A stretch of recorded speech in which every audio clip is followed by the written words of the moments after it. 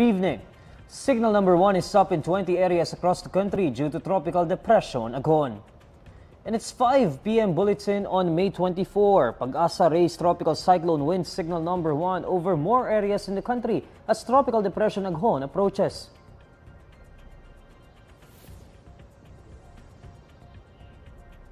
According to Pag-asa, Aghon was last spotted 135 kilometers northeast of Hinatuan, Surigao del Sur as of 4 p.m.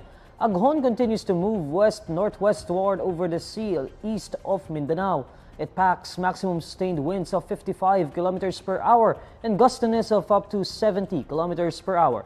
The State Weather Bureau says signal number 2 may be the highest possible wind signal that may be raised during the passage of Aghon. Aghon is seen to make landfall over the southern portion of eastern Samar or Dinagat Islands by Saturday morning as a tropical storm. The tropical cyclone may possibly make another landfall over the southeastern portion of Bicol region by Saturday evening. President Bongbong Marcos will likely talk about issues surrounding the West Philippine Sea during his trip to Singapore next week. The president is set to attend the International Institute for Strategic Studies Shangri-La Dialogue in Singapore from May 30 to 31. According to Foreign Affairs Assistant Secretary Eileen Mendiola Rau, the forum is a chance for the Philippines to give precise and fair information on international strategic issues.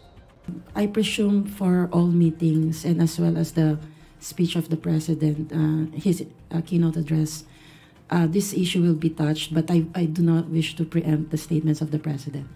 Through this platform, the Philippines will have the opportunity to provide their stakeholders an important source of accurate, objective information on international strategic issues important to the region. Marcos is scheduled to go on a back-to-back trip to Singapore and Brunei next week.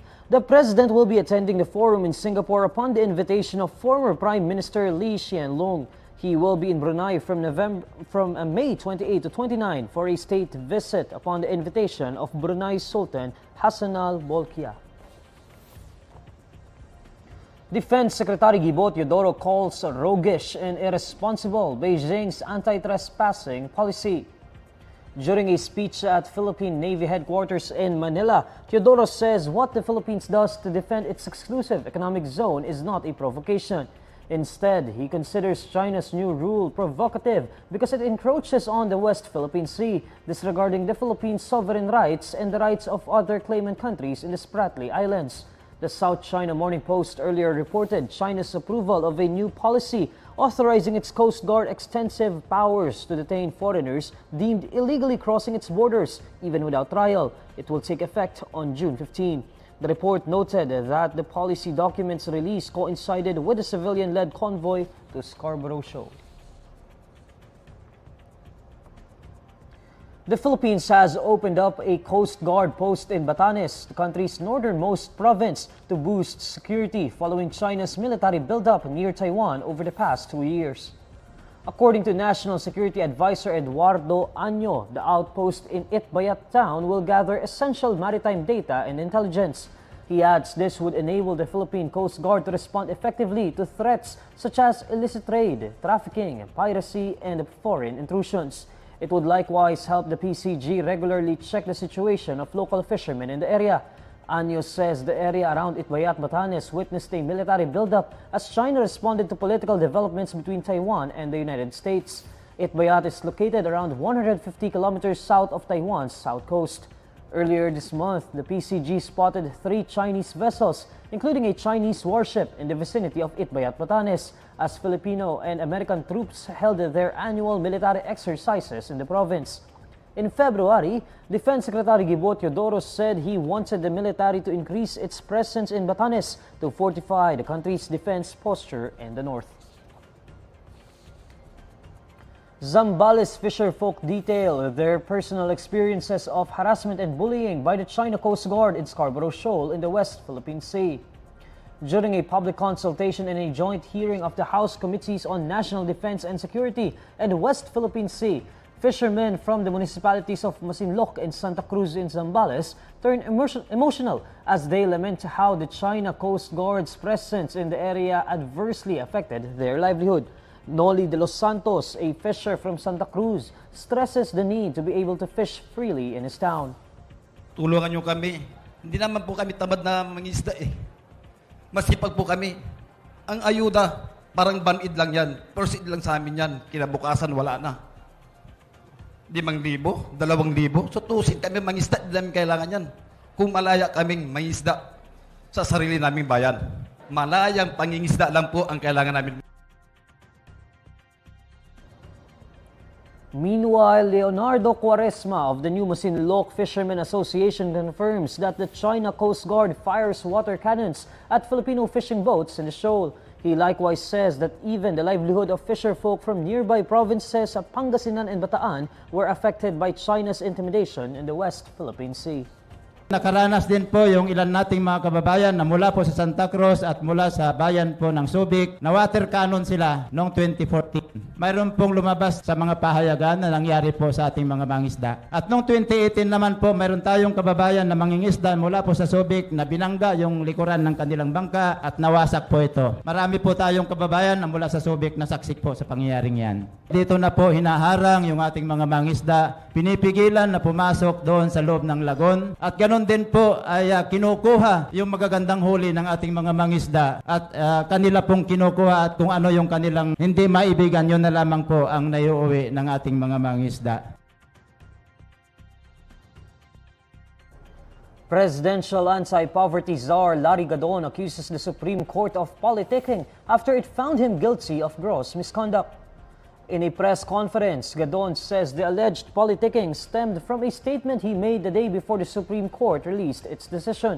Gadon was referring to his statement where he predicted that Vice President Sara Duterte would not be re-elected or win any position in 2028 due to the way her supporters have treated President Bongbong Marcos. Halatang halata na ito ay nakihalo sa politika ang Supreme Court. Sapagkat in less than 24 hours that I have issued a statement that Sara will not win in 2028, naglabas agad sila ng desisyon. Minadali nila, kaya nagkamali-mali sila ng kanilang ruling.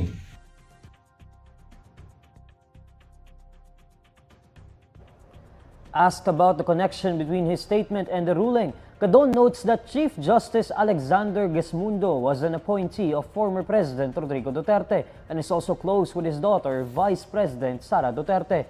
Gadon alludes to Justice Marvic Leonen as another alleged instigator, linking the impeachment case he filed against Leonen in 2019. He also mentions former ABS-CBN reporter Mike Navallo, who was recently named as the Supreme Court's Chief Communications Officer. Well, I am not blaming ABS-CBN, pero siguro because of some connection before with ABS-CBN, siyempre, may galit din niya rin sa akin si Mike Navallo dahil kasi ako ang unang-unang nag-file ng complaint against ABS-CBN on the granting of temporary franchise by the Congress.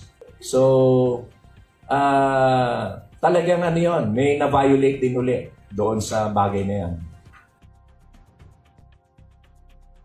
But Navallo has been out of the country since early 2024. He will start working at the Supreme Court only on August 1. It should also be noted that Gadon does not present any kind of proof to support his accusations. The High Court found Gadon guilty of gross misconduct after making accusations against former Chief Justice Maria Lourdes Sereno based on hearsay. He was fined and declared ineligible for judicial clemency.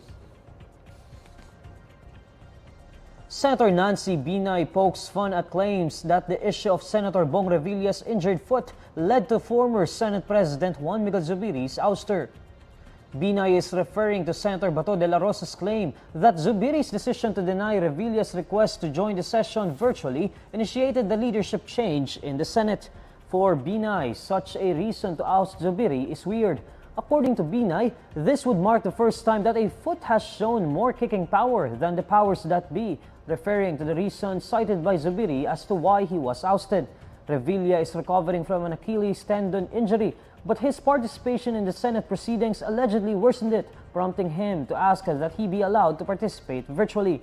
Zubiri denied this request out of consideration for traditions, noting that the late Senator Miriam Defensor Santiago had been marked absent even if she was on medical leave. De La Rosa on May 22 said that the ouster talk started from when Senator Francis Tolentino and now Senate President Cheese Escudero moved that Revilla be allowed to join the session online. During the Senate session on Monday, May 20, Escudero was elected Senate President with no other members being nominated for the post. According to Zubiri, he believes that the move to oust him were orchestrated because he failed to follow directives. Binay was one of the 6 senators who stuck by Zubiri, resigning from their posts. The Sandigan Bayan finds former autonomous region in Muslim Mindanao Governor Nur Misuari guilty of graft in relation to allegedly missing learning materials procured under his term between 2000 and 2001. On Friday, May 24, Sandigan Bayan's 3rd Division promulgated its decision against Misuari regarding the 31 million peso learning tools purchased from MBJ Learning Tools and the 46.2 million pesos paid to CPR Publishing. According to the anti-graft court, it was clearly established that payments were made to the 2 companies mentioned. However, the prosecution failed to prove that the learning materials procured by the Department of Education Provincial Office in ARMM from MBJ Learning Tools were not delivered.